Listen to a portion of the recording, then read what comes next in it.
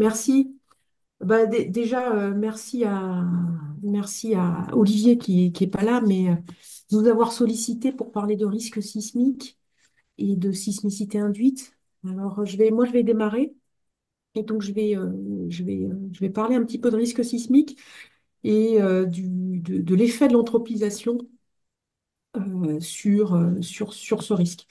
Alors, en préparant cette présentation, je me suis dit, risque sismique, ça peut être des fois pas très amusant à expliquer. Et donc, je suis repartie du séisme de Lisbonne, que vous connaissez peut-être.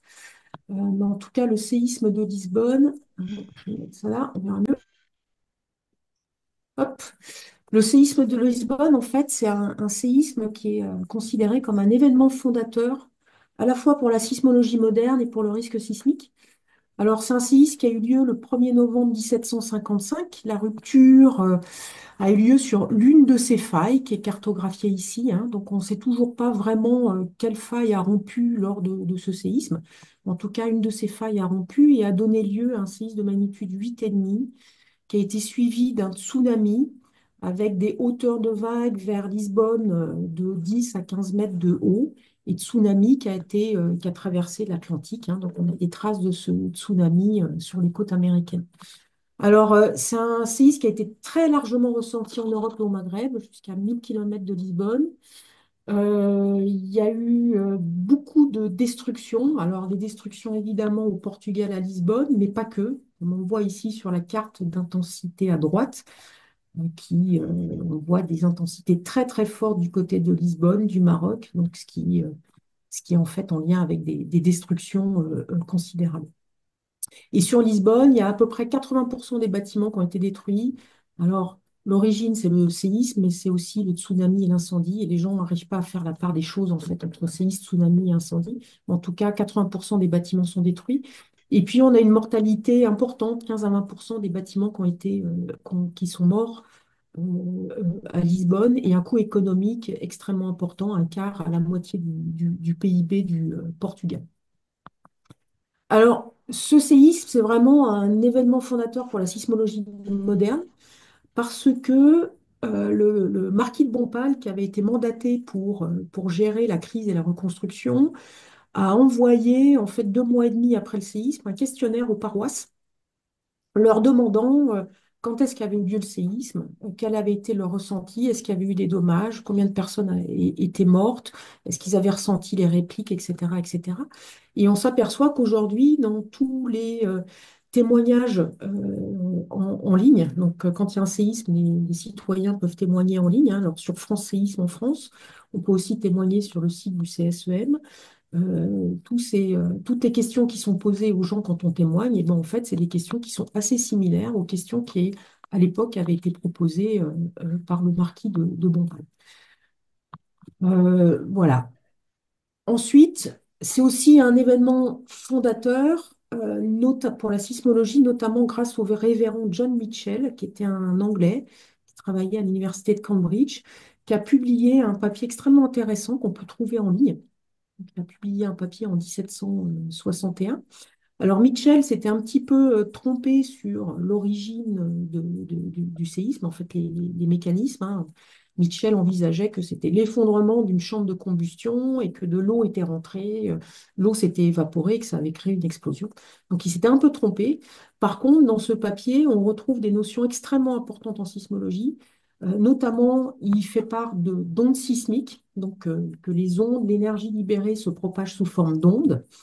Il mentionne aussi des notions de longueur d'onde avec le fait que les ondes à basse fréquence, à grande longueur d'onde se propagent très, très loin, alors que les ondes à petite fréquence et petite longueur d'onde se propagent pas très loin. Et puis, dans ce papier, on retrouve des notions. Il propose de mesurer les temps de trajet, et puis il propose une méthode pour localiser l'épicentre et la profondeur du foyer, ainsi qu'une méthode pour mesurer la vitesse de propagation des ondes. Donc, il a vraiment été un- un chercheur important pour le développement de la sismologie moderne. Alors, le séisme de Lisbonne est aussi considéré comme un événement fondateur pour le risque sismique. Euh, parce que d'une part, suite au séisme, il y a énormément de littérature qui a été publiée sur le séisme avec des descriptions des dommages, des descriptions des phénomènes, etc. Et puis, il y a surtout eu un débat philosophique entre les trois philosophes de l'époque qui étaient Kant, Rousseau et Voltaire. Et le débat est intéressant, et notamment les échanges épistolaires entre Voltaire et Rousseau, où Rousseau répond à Voltaire après la publication de son poème sur le désastre de Lisbonne, et Rousseau dit, en gros, que ce ne sont pas les séismes qui tuent, que ce sont les bâtiments, que s'il n'y avait pas eu de bâtiments, il n'y aurait pas eu de dommages et de morts, que ce n'est pas la nature qui tue, mais c'est la forme urbaine. Et il met en avant à l'époque que si on n'avait pas construit des bâtiments de 6 à 7 étages, et si on n'avait pas disposé les bâtiments tels qu'ils étaient disposés à l'époque, il y aurait peut-être eu moins de dommages. Donc là, on a la notion d'urbanisation, de planification urbaine. Et puis, Rousseau mentionne que les comportements tuent et qu'il y a eu un certain nombre de victimes qui sont dues au fait que les gens ont eu des mauvais comportements euh, lors de ce séisme. Alors, voilà pour l'aspect bâtiment, planification urbaine et comportement. Et puis, ce qui est intéressant dans cet événement-là, c'est que c'est le premier événement où il y a vraiment eu une coordination et un plan mis pour évaluer les conséquences en termes de pertes physiques, de dommages et de victimes, et une planification de la réponse et de la reconstruction. Et tout ça, ça a été fait par le marquis de Bompal, à qui il a été tout pouvoir pour la gestion de crise et la reconstruction de Lisbonne.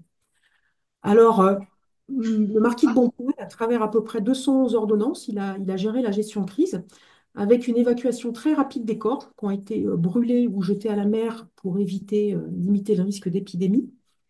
Il y a eu la mise en place de logements provisoires sous tente des sinistrés et approvisionnement alimentaire de ces sinistrés.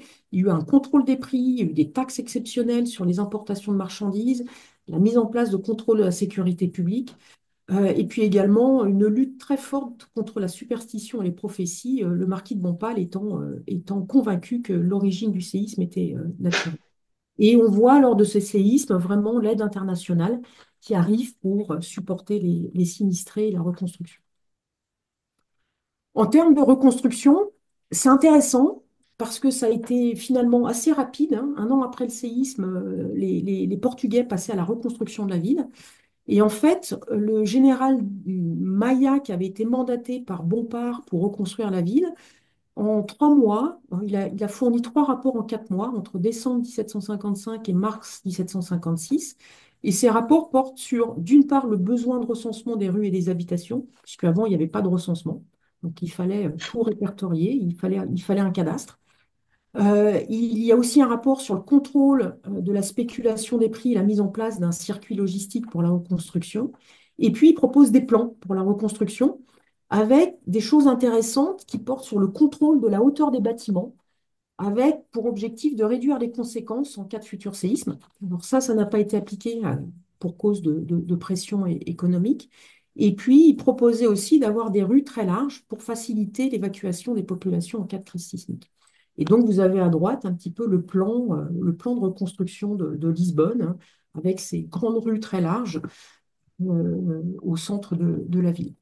Et puis, ça a été aussi, ce séisme, l'occasion du développement de l'ingénierie parasismique, parce qu'il a été proposé les premières structures parasismiques en Europe, qui sont des structures avec des charpentes en bois placées à l'intérieur des murs. Donc là, vous avez une illustration qui vient de Lisbonne, avec des élévations des murs un peu plus haut que le bord du toit des immeubles pour limiter la propagation des incendies. Et puis, de manière remarquable, le séisme de Lisbonne, il y a eu les premiers essais dynamiques, dans le sens où il y a eu des prototypes de construction où des troupes militaires marchaient autour de ces constructions pour simuler les vibrations sismiques et vérifier que le bâtiment tenait bien. Voilà. Donc, le séisme de Lisbonne est en fait considéré aujourd'hui comme le séisme qui a jeté les bases de la gestion du risque sismique. Gestion du risque sismique parce qu'on retrouve dans la gestion qui a été faite post-événement, euh, post-séisme, on retrouve des notions liées à la vulnérabilité physique, liées à la réponse à la crise, à la reconstruction, à la planification urbaine, et puis des choses liées à la perception des populations, la communication, et puis l'évaluation des risques. Alors, aujourd'hui, on sait, si on parle de risque sismique, en fait, on parle d'un écosystème qui est assez complexe, qui repose, en fait, la gestion du risque repose un peu sur trois piliers. Un pilier qui est l'évaluation du risque sismique, qui demande d'une part une analyse de risque et puis une évaluation de risque. Un pilier qui porte sur le contrôle et la mitigation, qui comporte des aspects sur la réduction du risque, la réponse aux crises et la communication de crise. Et puis un pilier décision qui est quand même beaucoup à la main des politiques et qui est important pour la mise en place de, de, de politiques de gestion du risque sismique. Alors, j'ai pris ce schéma-là, qui est un schéma très général, et j'ai regardé un petit peu quelles étaient les contributions de nos communautés en sciences de la Terre. Et nous, on contribue très, très fortement à l'analyse du risque sismique en termes d'aléas sismiques et de propositions de scénarios sismiques. Et puis, on va contribuer aussi en interaction avec d'autres disciplines qui sont principalement le génie civil, la géotechnique, les sciences humaines et sociales, les sciences économiques et financières, à des travaux scientifiques sur la vulnérabilité, l'estimation des conséquences d'un séisme, et puis sur des problématiques de prévention, de protection, avec les constructions parasismiques, et puis la mise en place de plans d'évacuation et de systèmes d'alerte. Alors, ça, c'est le schéma global de gestion du risque sismique. Et en parallèle de ça, on a la réglementation parasismique. Alors la réglementation parasismique, elle repose sur un des premiers piliers, mais elle repose sur un zonage national. Donc vous avez certainement déjà dû voir cette carte-là. Et cette carte de zonage définit les zones de sismicité et les accélérations contre lesquelles il faut qu'on se protège. Éventuellement, on peut avoir des zonages locaux qui prennent en compte les modifications de la vibration sismique en surface qui est due aux conditions géologiques locales et aux topographies, ainsi que les effets induits. Donc on peut avoir des zonages sismiques locaux, parfois sur certains territoires très à risque sismique. Et puis la réglementation parasismique repose aussi sur la définition des classes d'importance des structures et puis, selon si les bâtiments sont des bâtiments résidentiels, des bâtiments recevant du public, des bâtiments stratégiques comme les hôpitaux, et puis sur un ensemble de règles techniques pour le dimensionnement des structures.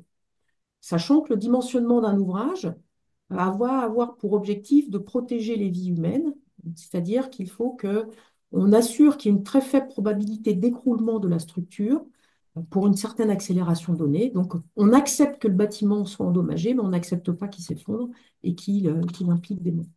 Et donc, quand on dimensionne un ouvrage, on prend en compte l'importance du bâtiment et puis on prend en compte la rigidité des sols qui est liée en fait qui est utilisé comme proxy aux effets de site. Et donc, les courbes de dimensionnement ressemblent à ça, où on a accélération période, et puis on a un certain nombre de spectres de dimensionnement qui sont différents selon si le bâtiment il est construit sur du rocher ou du sol. Alors, les sciences de la Terre ont une contribution qui est vraiment cruciale au zonage sismique. Et en fait, j'ai envie de dire que le zonage sismique, en grande partie, c'est l'affaire des sciences de la Terre et des géosciences. Parce que pour obtenir ce zonage sismique, on a besoin d'évaluer les mouvements du sol potentiels pour des séismes futurs. Et donc, c'est fait de manière probabiliste aujourd'hui, c'est vraiment très standard, où on a besoin de cartographier les failles actives, la sismicité instrumentale, la sismicité historique. On a besoin d'avoir des informations sur le taux de récurrence des séismes afin de pouvoir délimiter les zones sismiques et les zones sources. Donc, les zones où on a de la sismicité diffuse avec des séismes faibles à modérés, et puis des zones où on peut avoir des grandes ruptures sismiques. On a également besoin de connaître quelle va être la vibration du sol en surface à tout point du territoire. Et puis, on a besoin de savoir quelle est la courbe d'aléa, c'est-à-dire quelle est la probabilité annuelle d'excéder une certaine accélération du sol. Et à la suite de ça, on est capable de produire une carte d'aléa. Donc, il y a une carte en général qui est présentée comme ceci. Donc, ça, c'est une carte d'aléa. Donc, ça, c'est le produit des géosciences. Et cette carte d'aléa est ensuite traduite en carte de zonage après discussion avec les pouvoirs publics pour définir les zones de sismicité et les règles de dimensionnement appliquées dans chaque zone. Alors, voilà, je voulais un petit peu vous donner un petit peu le cadre sur le risque sismique et puis aussi vous indiquer quelle était notre contribution, nous, en sciences de la Terre, dans ce cadre-là. Alors, comme on avait parlé avec Olivier de sismicité induite et que j'avais proposé le titre Risque sismique et anthropisation, je me suis dit, bah, tiens, je vais interroger ChatGPT et puis le chat pour savoir ce qu'il me disait sur le lien entre risque sismique et anthropisation. Donc, je leur ai typiquement posé cette question-là. Et puis, j'ai eu un certain nombre de réponses qui étaient assez cohérentes entre les deux applications et qui indiquent en fait qu'il y a trois aspects qui sont importants qui sont d'une part, quand on parle d'anthropisation, on va parler de séisme induit par l'activité humaine, donc lié à l'exploitation des ressources souterraines, gaz, pétrole, géothermie, à la fracturation hydraulique, au stockage de CO2 et au barrage. Et puis, on a des problématiques liées à l'urbanisation et l'infrastructure. Alors là, on est très dans le domaine, je dirais, un peu physique, où on a aujourd'hui des urbanisations massives dans des grandes métropoles avec construction sur des sols qui sont parfois très instables. Alors ça peut être le cas quand on construit sur les pentes ou dans des bassins sédimentaires. On a aussi des modifications de sol liées à cette urbanisation avec des constructions sur des remblais. Il y a également des problématiques d'érosion des sols et de déforestation qui font qu'on va avoir des territoires qui vont être beaucoup plus vulnérables au glissement de terrain induit. Et puis, on a des effets qui sont liés aux interactions entre la vibration du sol et la vibration des bâtiments qui peuvent considérablement modifier les mouvements du sol au sein des milieux urbains et la distribution des dommages sismiques. Et enfin, il y a un volet qui est lié à la vulnérabilité accrue des constructions et des populations qui est lié à la concentration de ces populations dans les grandes métropoles, et puis à des problématiques liées à la répartition démographique, à la migration parfois massive sur certains territoires, et puis à l'absence dans certains pays, de construction adaptée, de contrôle, et une problématique également liée à l'entretien et au vieillissement des infrastructures, que ça, on retrouve à la fois dans les pays peu développés et les pays développés. Alors, je parlerai très peu, je ne parlerai pas du tout d'urbanisation infrastructure, je parlerai très peu de vulnérabilité accrue des constructions, je vais juste vous montrer une slide dessus et je m'attarderai plus à vous donner quelques exemples de séismes induits par l'activité humaine. Alors, sur la vulnérabilité accrue des constructions et populations, ce qui est intéressant de voir, c'est donc un papier de Holzer et Savage, il y a à peu près une dizaine d'années, où vous avez ici en noir l'augmentation de la population mondiale avec le temps. Et puis, vous avez, par les points noirs, en fait, le nombre de victimes, de morts après séisme.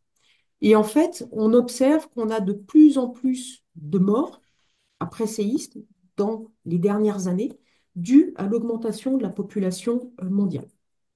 Et quand on regarde le taux de mortalité en fonction de l'intensité sismique, macrosismique, pour différents pays, on s'aperçoit que pour une intensité donnée, on a quasiment un facteur 1000 en termes de différence, en termes de taux de mortalité. Et ce qui est intéressant de voir, c'est que cette différence, elle s'explique évidemment par la vulnérabilité des bâtiments, mais s'explique aussi par ce qu'on appelle l'indice de développement humain, qui a été proposé par UNPD en 2008, qui est en fait un indicateur combinant les conditions socio-économiques et l'entretien du bâtiment. Et en général, plus les conditions socio-économiques sont faibles, plus l'entretien du bâtiment, bah, les gens n'ont pas l'argent pour entretenir le bâtiment est dégradé et donc devient plus vulnérable. Et puis, il y a un dernier indice. Alors, j'étais surprise de voir qu'il y a un indice sur l'indice climatique, qui est en fait l'influence du climat sur la construction des bâtiments. On peut avoir un bâtiment en béton, mais qui ne va pas être construit de la même façon selon si on habite dans un pays froid ou chaud, notamment en termes d'ouverture de fenêtres, par exemple. Un- alors, pour quitter ce volet-là et parler plus de séisme induit, alors par les activités industrielles, alors je laisserai, Jean va beaucoup en parler dans sa présentation. Là, je voulais juste poser la question de quelles pouvaient être les magnitudes maximales. Et donc, là, je présente les résultats qui m'ont été transmis par Jean-Robert Grasso. Et là, vous avez à gauche une carte de la sismicité instrumentale en France entre 62 et 2009. Et puis, vous avez tous les endroits où on pense qu'il y a eu des séismes induits à cause de l'activité industrielle. Alors, soit à cause de l'injection-extraction de fluides, soit à cause d'activités minières, soit à cause de réservoirs de surface comme des barrages. Et quand on a de la sismicité induite, souvent on se pose la question, mais quelle est la magnitude maximale?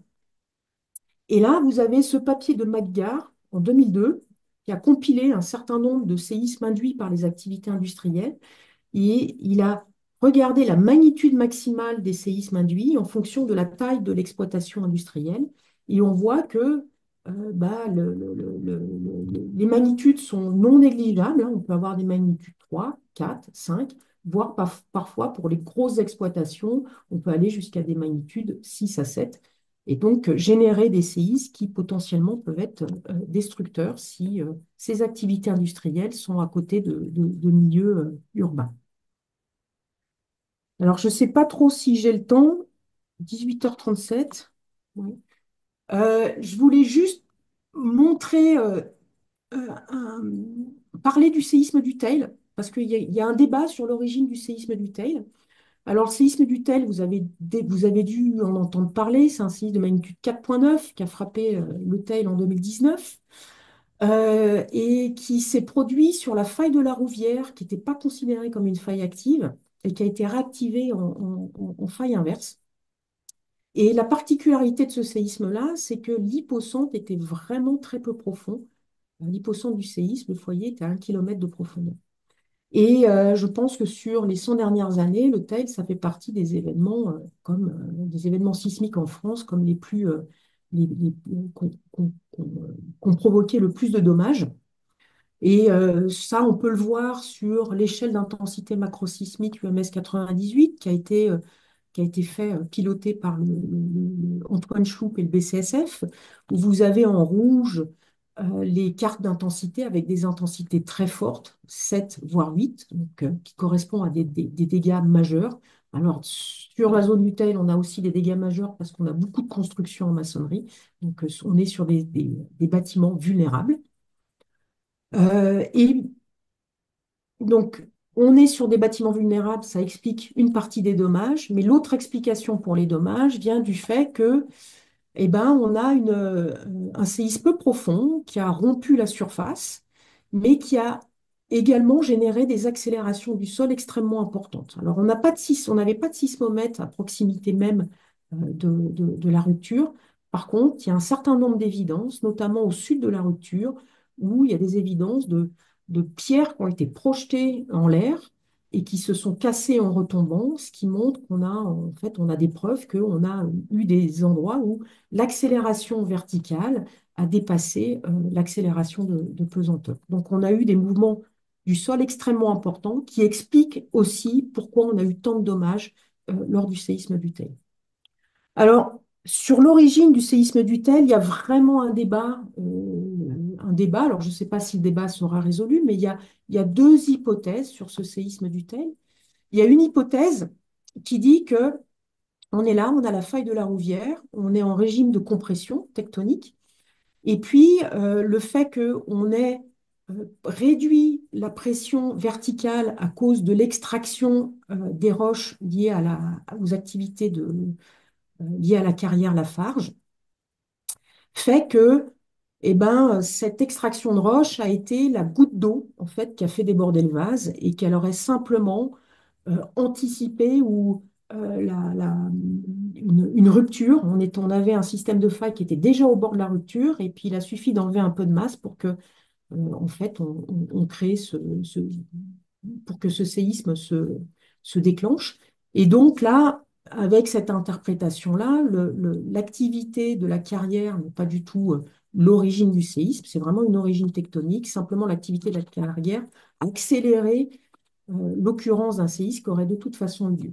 Donc ça pose la question de savoir est-ce qu'il y a d'autres endroits en France qui sont comme ça, où on pourrait être dans ce régime-là, où une activité anthropique, une activité humaine pourrait en fait accélérer ou anticiper un séisme qui devrait se produire, peut-être pas maintenant, mais dans quelques centaines ou milliers d'années.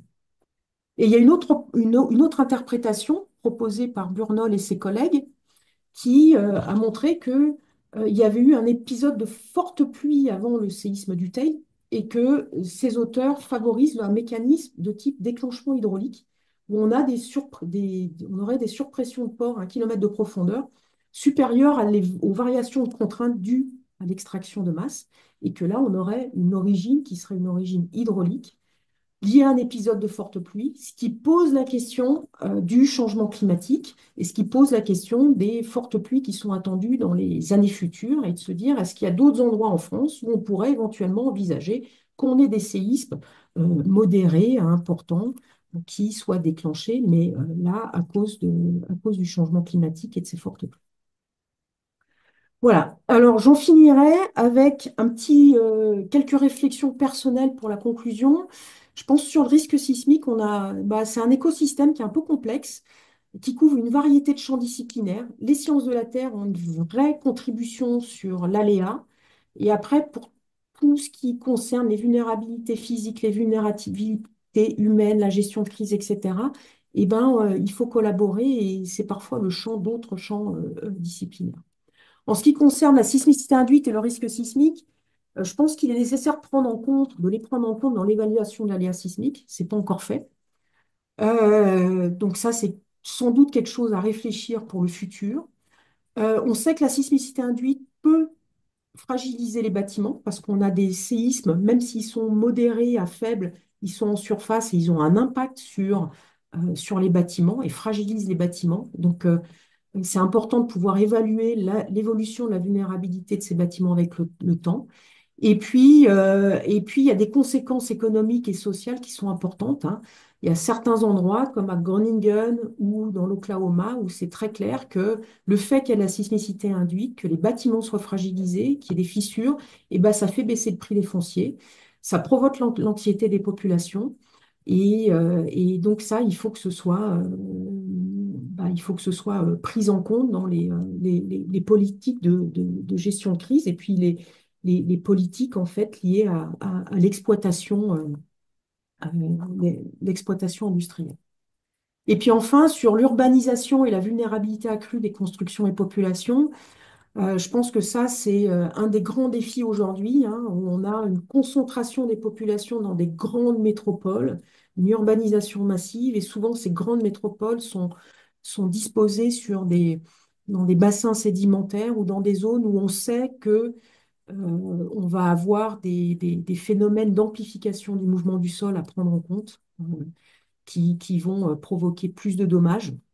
Et donc, dans les grandes mégalopoles, scientifiquement, on a encore une instrumentation qui est insuffisante, qui nous permettrait de pouvoir un petit peu mieux prédire quels seraient les dommages en cas de gros séismes futurs, les dommages aux infrastructures, mais aussi les dommages économiques et sociaux.